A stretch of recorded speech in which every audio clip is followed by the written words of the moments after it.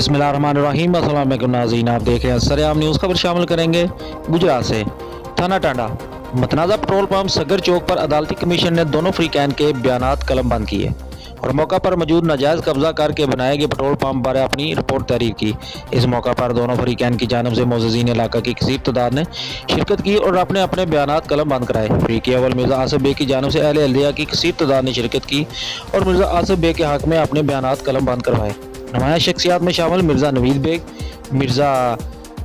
bag, वल्द मिर्ज़ा अनवर बेग, मिर्ज़ा आसिफ बेग, मिर्ज़ा जाफ़र बेग, मिर्ज़ा एहसान बेग, मिर्ज़ा अब्बास बेग, सूबेदार Manzoor Baig, Mirza Bashir Baig, Mirza Farooq Bhatti, Mirza Aswand Baig, Mirza Mazhar Baig, Mirza Aslam Baig, Mirza Imtiaz Baig, Mirza Rabbani Baig, Mirza Ishaq Baig, Mirza Suleman Baig, Mirza Masar Baig, Mirza Taqaddus Baig, master Sajawal Baig, doctor Afzal Baig, हाजी इमानत बेग, सैयद अली बाबा,